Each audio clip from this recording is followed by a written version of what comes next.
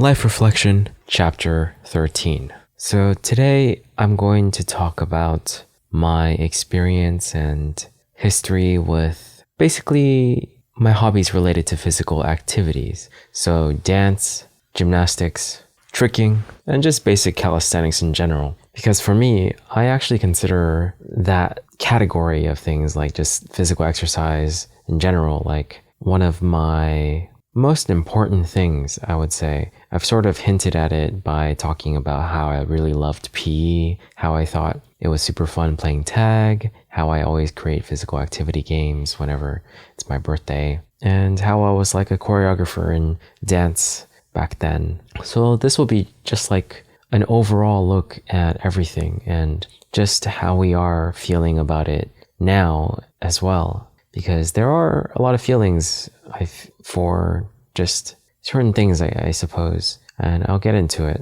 I'd say everything started off with just basic calisthenics when I was a kid. So my dad used to always have me do push-ups and like the horse stance and stuff like that. And he talked about how he had to do the horse stance as well. He was trained that way with like a candle under his butt or something. And so he had to like stay in that position for a very long time. Otherwise the candle would burn his butt. It was a very, very interesting concept that I sort of image in my head that I remembered. And I was like, dang, that's cool. Like you can hold that horse stance for a long time. But I think in around sixth grade, we started doing Taekwondo. And when I say we, it's like me and my cousins and my sister. Our parents enrolled us in Taekwondo and I thought it was really fun. We did a lot of stretching in the beginning. It was almost like 30 minutes of stretching and then 30 minutes afterwards of working on like the forms, the kicks and all that stuff. And on Fridays, we would have this like volleyball game day that I thought was really fun. And whenever the instructor got mad, he basically said, okay, you guys weren't that good today. We're not going to play the volleyball game. Instead, we're going to actually just train. But yeah, Master Kim basically was our instructor and he seemed like a very eccentric guy. I remember he would sometimes use me as an example for like how to do certain kicks and stuff because I did it quite well. And I remember in between 6th grade and 7th grade, I actually broke my right arm because we were playing tag. It was like a game of infection where when you tag someone, the other person also becomes basically a tagger and you keep doing it until there's only one person left. And then I guess technically there's a lot of different rules for it. It's probably a timer. And if you can outlast a timer, then you win. But if you get infected, then, you want to do your best to get the people who aren't. So then your team now wins. But basically what happened was while the game was going on, I was the second to last person to get caught. I was in a safe zone that was about to run out and like the rules were after 15 seconds or something or 10 seconds of leaving the safe zone, people can tag me. So people were around the safe zone and then, my time ran out for being in the safe zone and then I just ran as fast as I could. And at a certain point, a lot of people were chasing me and I was like looking back and then I started running backwards and I tripped on something. And the way I fell was on my butt, but I fell on my arm. So the pressure or the force that my butt exerted on my arm ended up creating a fracture and a slight dislocation as well. Like the position and the way I fell also caused it. So when I told my friend that, I was like, oh, I think I broke my arm. Like he didn't believe me. So the way he got me up was he pulled my right arm and I screamed super loud.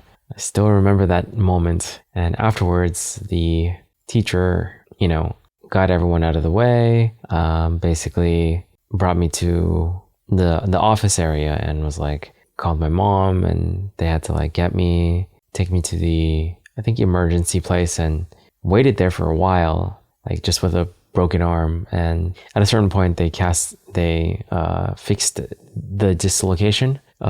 Very scary, honestly. Like two big guys just telling me to get ready and everything. And they just moved it. It hurt like crazy. And then they said it was better. And now I just needed to put on like a cast and everything. So that happened, and I still remember what my teacher said. He was like, so is your first time breaking your arm? And he was like, oh, congratulations. And for me, I was like, this really sucks. Like, why are you congratulating me? But he was just trying to be humorous.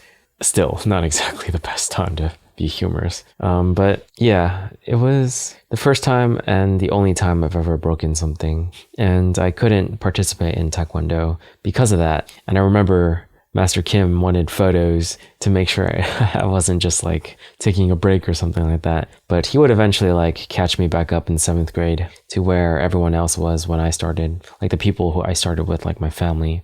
So I reached that belt level pretty quickly. And I think I ended up, the last belt I did was brown belt, right before red belt, right before black belt. So, and there's like a lot of like stripes and stuff like that that you have to get before moving on to another color. But overall, I had a lot of fun in Taekwondo. And there was this day, I remember it quite well, where we had to face like 2 black belts, these 2 adults who were like basically beating up kids because they did not hold back, and it hurt like crazy, even though we had sparring gear, and they kicked like the sparring gear. I just remember like with one guy, one of the black belts, again, they're adults and I was in 7th grade. He just like kicked me so hard that I slid against the floor at least like 4 feet, I would say. I'd probably say 4 feet. So that was, and I had like an immediate stomachache afterwards. That was like intense. But I remember hitting my knee against his knee at some point by accident, and it hurt like crazy. Definitely some very sore days when we did that kind of stuff. The other guy, the other adult, he was actually holding back, and I was so grateful for that. Yeah, very different personalities. But seeing the black belts and seeing the difference in skill, as well as just like flexibility and the things you can do, it was pretty impressive, you know? I was certainly not quite there, but eventually I did get like my front splits in college. Like I just stretched a lot when I was in college, and I got pretty close with side splits multiple times in my life after, like around college as well as after college, just trying to like stretch every day and stuff. I did it for like 100 days in a row, and I got pretty close, but then like it started hurting, so I stopped. And ever since then, like whenever I try doing it, some part of my leg ends up hurting. So I just don't think I'm going to quite achieve the side splits, just because I really want my legs to be functional, you know? So I think I'm happy with the fact that I'm like pretty close to it. Like it's not a full splits, but it's like, it's low enough to the point where I can do pretty clean flares. Again, that's like a breakdance move. So that's like good enough in my opinion. And it is a flexible amount, basically. I'd say I'm like within like 10 inches, maybe closer to the ground whenever I do the middle splits, the side splits. But that was something I always sort of wanted when I started breakdance in high school. That was basically the next activity, like after seeing that rally, like I mentioned, and joining the club and just learning how to do flips and stuff and hurting myself very often. But at the same time, eventually, you know, I did get the stuff. I did get like the main freezes for breakdance, handstands, headstands. I was able to do like a few head spins as well. And my windmills were not that great, but I could do them. They definitely hurt. But I was pretty obsessed back then with just like getting those moves and working on it and just continuously trying. I remember one of my friends' feedback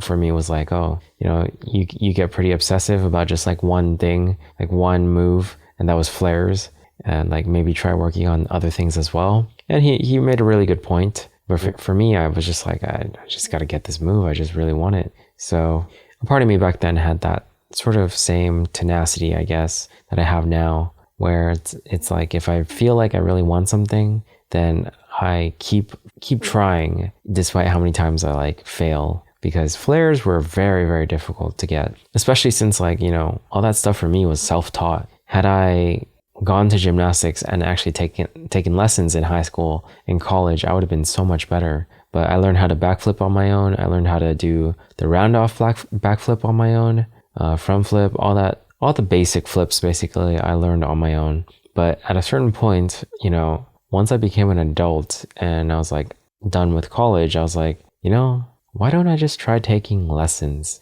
Because I feel like I want to advance and I want to do more, but I don't want to hurt myself anymore. So I just decided to take lessons and signed up for lessons in my 20s, my early 20s, and I found it very, very enjoyable. Like, the teachers were really cool. They were only like a few years older than me, I'd say, like 5, 6 years older than me. And everyone thought I was pretty young because in general, I look young. So people thought I was like 18 or something, even though I was like 21 or 22. But yeah, I made some friends, I guess. Not really like friends I keep up with, like friends at the gymnastics place. They were like basically kids. But they're fun to hang out with, or not hang out, but like to do gymnastics things with. Like, oh, you do a backflip, I do a backflip. And then we compare our backflips, or we do it at the same time or something like that. Like, so that stuff was fun. And I miss it because I don't really do much gymnastics these days.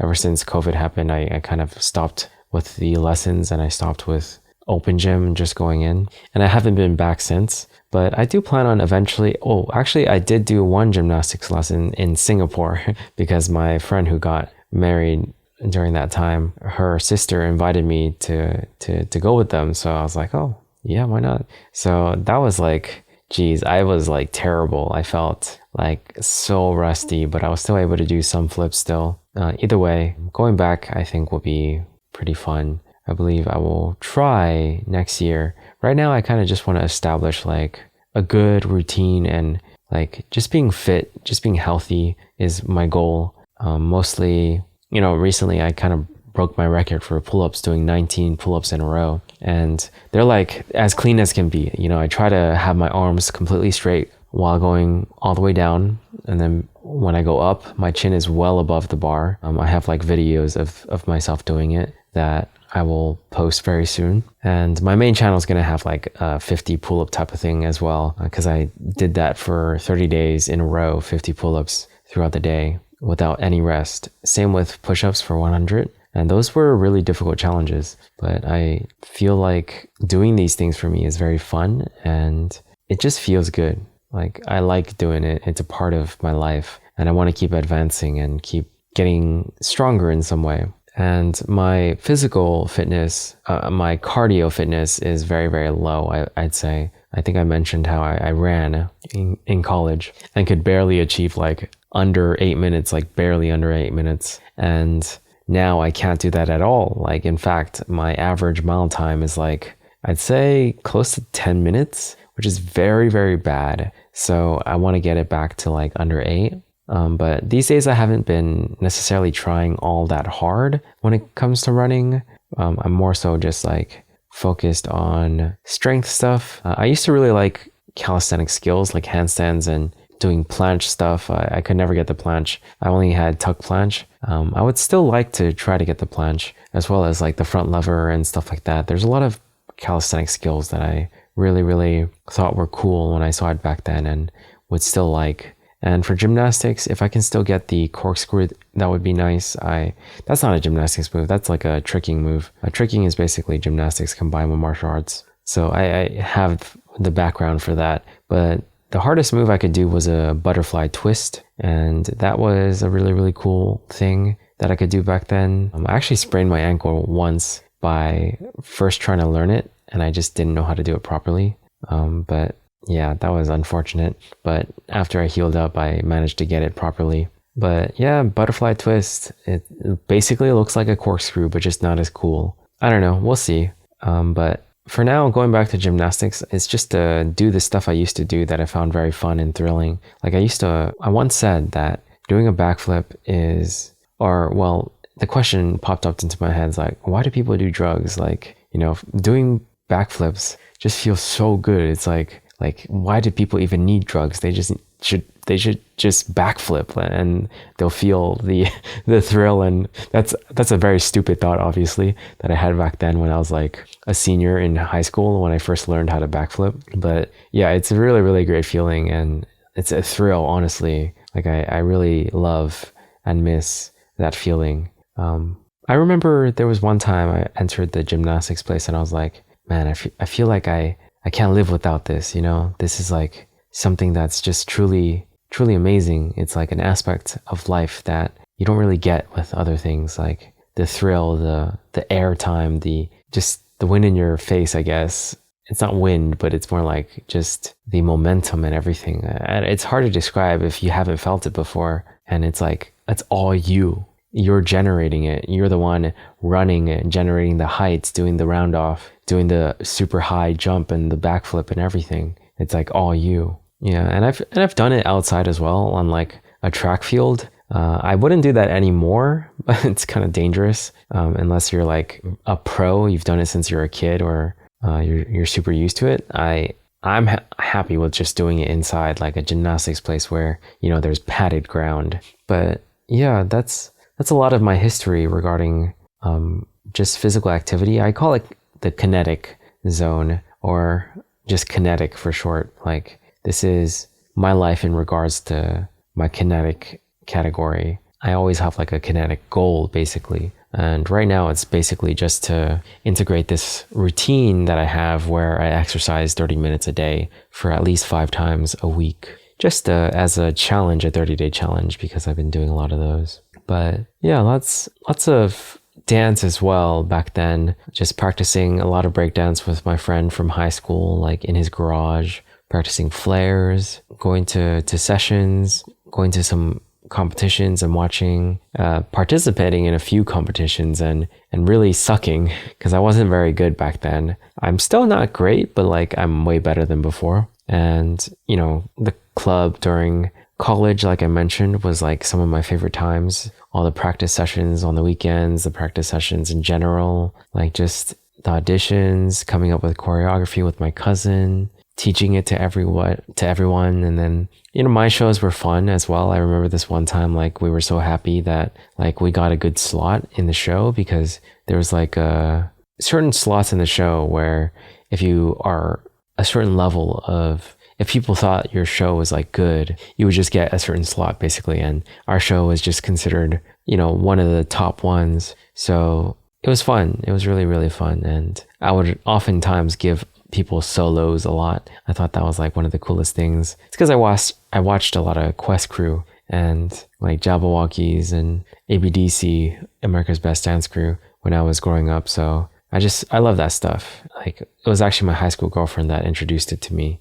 and it definitely made an impression. I actually got to meet like Ryan Fang, who was a member of Quest Crew, so that was cool. And my cousins like met Dietrich's once at like a concert, so that was cool too. Just like a lot of history with dance. And yeah, I remember during America's Best Dance Crew in college, there was like voting for like the veterans, or like there was a season, I think it was season 8, where all the champions came back, and I was like so like hyped about it, and I would tell everyone to vote for Quest Crew for the end, and they ended up winning, so I was like super happy. But my friend, who was like a Kinjaz fan, was like so bummed out. It was interesting, but good times, honestly. Like, it was really a big part of my life, and it still is. Even though I don't dance as much anymore or do gymnastics, I still love my history with it, and I still want to keep going in terms of like being fit and pushing myself to do things I couldn't do before with my body, because I feel like that's so fun. And yeah, I really got to get back to the gymnastics place soon. I just need to achieve a certain few things with calisthenics and with my cardio fitness before that. I think I want to focus one thing at a time, because I know when I start gymnastics, it's going to be so hard to run. It's going to be so hard to like do anything else, because I'm going to get super sore every time I do it. So yeah, that is basically it in terms of my story with physical activity, kinetic.